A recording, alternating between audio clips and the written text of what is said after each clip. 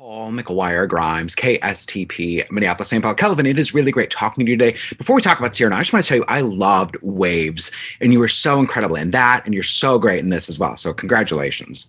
Oh, thank you so much. I appreciate it, man. Yeah. Now, you shot this early on in the pandemic in Sicily, of all places. Describe getting that call. Were you hesitant at all, or was it just kind of a no-brainer? Kind of a no-brainer.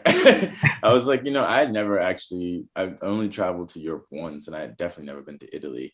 And so I was like, this sounds incredible. And to be in a Joe Wright film and be in Sicily and to work with Peter and Haley, I was like, and Ben Mendelsohn, I was like, of course I want to be there. Of course I want to go on this journey. And then I was kind of like, wait, what am I really signing up for? I have to sing, dance, and like fight and like, I don't know, supposed to be in like good looking shape.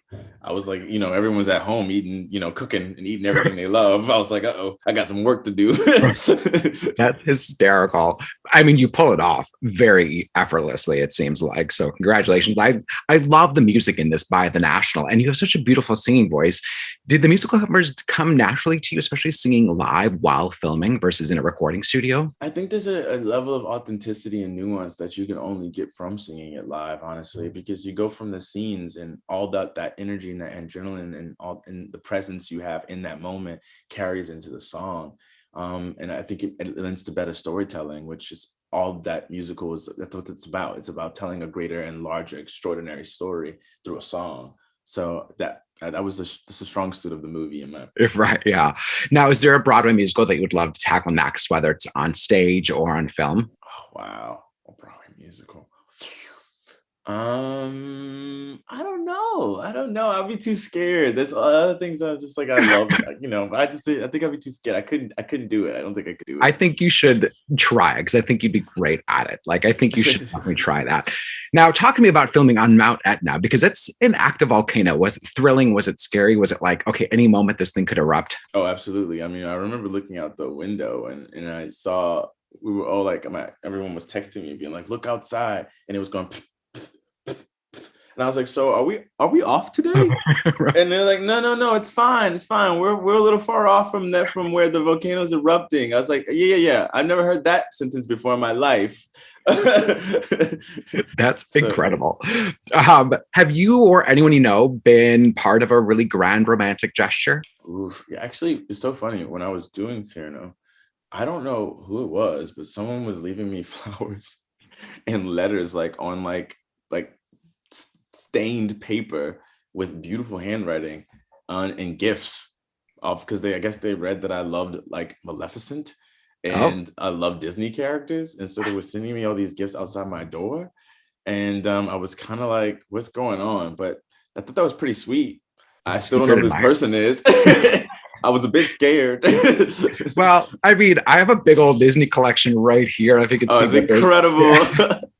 It's that's beautiful. funny. Now, what advice do you have? Oh, I got the wrap. Oh, Kelvin, I wish I could keep talking to you. It was great. Congrats on this movie. And I love where your career is going because you're just such a natural on screen. So congratulations. Thank you so much, man. Good to Thanks, talk to you Kelvin. too. Yeah, take All care. right. Have a good day. Minneapolis, St. Paul. Hey, it was really great talking to you today. I really love Cyrano. Such a beautiful movie. So thank you for this. Thank you. Yeah. Now, you first did this on stage with Peter Dinklage. Now you're reprising your roles. Was there something about Roxanne that you're able to find and discover now that you were kind of able to play with it in the medium of film versus on stage? Yeah. I mean, I felt like, our Roxanne is different than past Roxanne's. And I saw Roxanne as a kind of outsider in an insider's body. She's a woman who exists in a world of conformists and small-minded people. And I wanted our Roxanne to have power. She doesn't take the easy way out. And her and Cyrano de Bergerac are the best of friends, and they are cut from the same cloth. And he colors outside of the lines, and she colors outside of the lines, and they both have a love for literature and poetry, and they're both incredibly passionate, but they aren't afraid to be different, and that's why they're friends. And then she meets Christian, and he immediately takes her breath away, and and uh, and and that's it. And No, I love it. I mean, it's heart's broken, yeah. and and then and you have this incredible love triangle that that I love the love triangle aspect of the story. Oh, absolutely. I mean, the scene with like the balcony scene that's so infamous was so fun here to see, it's great. Now, I love the music by the National. I think it's such a great addition to it. And you actually got to sing it live on set versus while filming versus doing in a recording studio.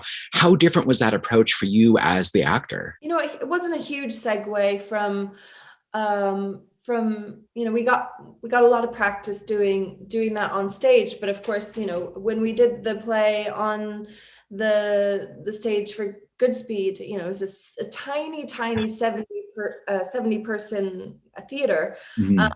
And so obviously, well, hopefully the scale is a lot larger when people go and see this film in cinemas. But we sang everything live. And then, the music kind of grew and developed, and when Joe came on board, and Bryce Dessner and Aaron Dessner worked a lot with Joe on creating different kind of that was strange. A candle over there. I was like, what is that light burning over there? A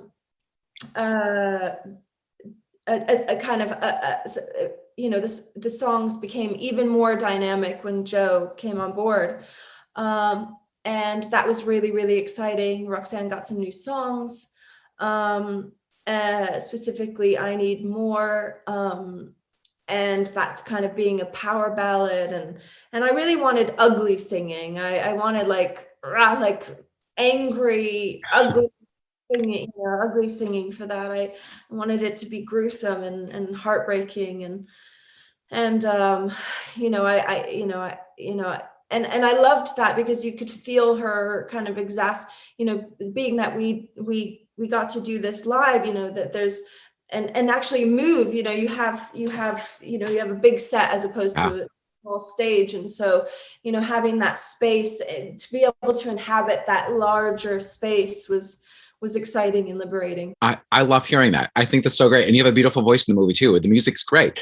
I got the rap. Haley, it was really great talking to you. I hope people love Cyrano. Oh, look at those DVDs behind you. Is that a real place? Are you really there? Or is that? Yes. Yeah, look, you touch them. You can interact with them. Yeah, I love physical videos. That's my gosh, I'm so jealous. Well, I'm liking the books up in your selection. Yeah, I got some books, but look at those DVDs. My God, that's amazing. Paul McElwire Grimes, KSTP, Minneapolis, St. Paul. Joe, I really loved Cyrano. Such a beautiful little love letter, and I kind of fell for the romance very quickly. So thank you for this. Oh, good. Thank you very much. Yeah. Now, whether it's something like Pride and Prejudice, Anna Karenina, Cyrano de Bergerac, all these kind of come from really respected source material. How do you then find your balance, bringing your own vision and style to it while kind of adhering to maybe what the audience is maybe going and looking for? To be honest with you, I don't really worry too much about second guessing the audience. I hope that by telling the story as it happens in my mind when I first read that material, that will chime with others' experience. If I try and second guess people, I always fall flat on my face. I mean, that makes sense. Yeah. Then yep, that totally makes sense. Now, you filmed on Mount Etna, which is an active volcano. Tell me how that all went. Was it scary? Did it test you as a director? It did, and it was. We were assured that the volcano hadn't erupted for 20 years, and that it never snowed on Etna in December. So we were like, oh, great. Okay, then. We built a set at 16,000 feet, and then we moved in a giant camera platform and a camera crane ready to go. We'd planned it very, very carefully. And then it started snowing, and the snow buried our set and buried our camera platform and buried our camera crane and made the whole thing completely inaccessible. And so we had to improvise the whole thing at 8,000 feet. So the air was still very thin, but We had no, tools really at our disposal. We had a camera, a tripod, and a bunch of actors, and we had to figure out how to realize this great battle sequence. So it was very challenging. Right. And then on the last day, the volcano erupted, and that was the final straw. We picked up our places and ran. Right. I mean, like they say, nature finds a way. Now, this is not. Now, I love something here. Yeah. Now, I love the music in it from the National. I think it's so good. Describe that collaboration. How much of it did it change from the stage version to what was then written for the movie? Yeah, it changed quite a lot. Obviously, they're very, very different mediums. And we could broaden the palette a lot with the film. We worked for a couple of years developing the script and in parallel the songs. And then finally, there was this wonderful process where Bryce Dessner came and set up like a mini studio in the hotel room next to mine in Sicily. And in those last weeks, every night after rehearsals, I'd go to his room and we'd play, and we'd kind of move things about and shift tempos, and that was very exciting. And then all of the singing was all recorded live on set, and finally we recorded the final orchestra at Abbey Road Studios. So that was like way cool. Oh, I'm a huge Beatles fan, so completely I got the rap. Joe, it was great talking today. I hope people really love Cyrano. I think it's a lovely adaptation. So thank you. Thank you.